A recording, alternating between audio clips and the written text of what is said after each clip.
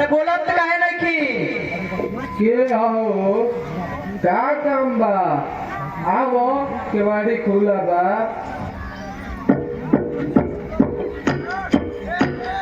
बेटी रुआ से एगो बहुत जरूरी काम बा अगर वो हमार काम कर दे तो बड़ी मेहरबानी हुई।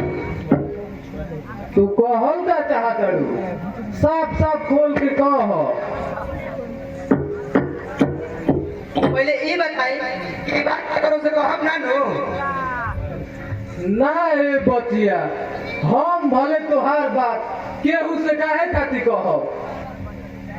कोनो दोसर बात नहीं के हमार ससुर जी के मिजाज खराब रहता और हमार मरद रुआ भी लेके देखावल चाहता नहीं ओ में हम का कर सकीला हमार तो इहे काम हो कि जेकर मिजाज खराब हो जाई ओकरा के ठीक कई इहे काम करके तो हम रोटी खात बानी। हम रउआ के काम छोड़े के नहीं कहो बाकी रउआ से इहे को विनती बा कि उ दवाई में जोहर मिला दे हो। ना ना ना ऐसन काम हमारा से ना होई।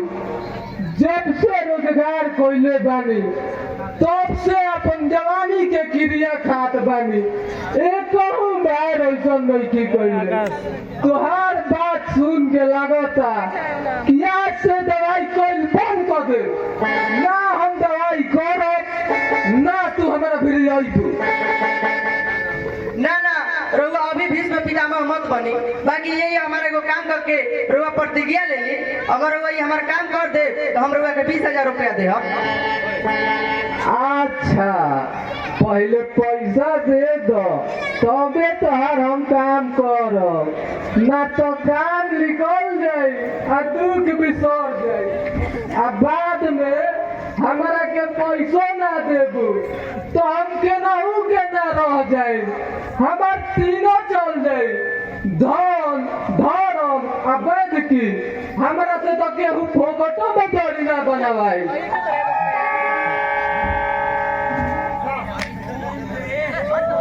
हाईली जी दवाई में जहर मिला दे।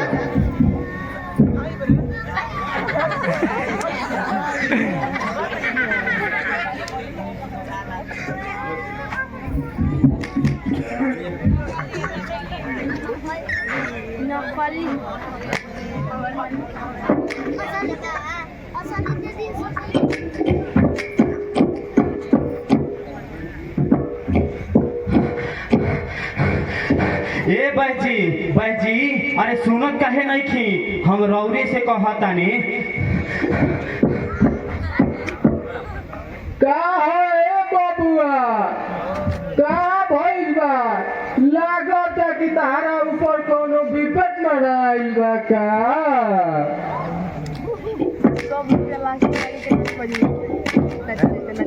हम कबे से रौरा के पुकारतानी और रौरा बुझाता कि सुनाइए नहीं खेते चिड़ई के जान जाए और लड़का के खेलावा ना वो सही रौरा कहले बानी।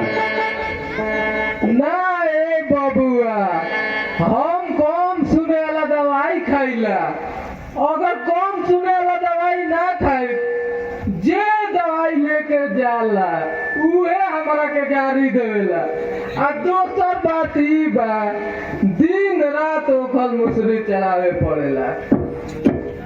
ज्यादा बहस मत करे हमारा घरे जल्दी से रौरा चले हमार बाबूजी के मिजाज ज्यादा खराब बा अगर उनकरा कुछ हो जाए तो हम राउर दुआर पर अपन प्राण दे देम और राउर पूजमान बन जाए। ना ए बबुआ तू हमारा द्वार पर अपन जान लेके हमारा के पूजमान काहे बनावल चाहता हमारा से तो पूजो कइला से पड़ेला। जब रौरा से पूजा कल सब पढ़वे ना करेला तो हमारे प्राण काहे लेत बानी जल्दी से हमारा घरे चली। उनका कहा हो गइल बा कुछ बताइबा तबे न हम चलब। दवाई करे में बड़ा परेशानी होला ऐसा आदमी कुछ और कहेलन आ घरे गइला पर रोगी कुछ और कहेलन। देखी उनका दोसर कोनो रोग नहीं खे भइल, उनकरा खांसी भइल बा आ धड़कन तेज हो गइल बा। अच्छा चल, बड़ी देर हो गई। ना बाजी, देर ठीक बाकी अनहेर ठीक ना। जल्दी से चले में कोनो दवाई मत छोड़ दे हम।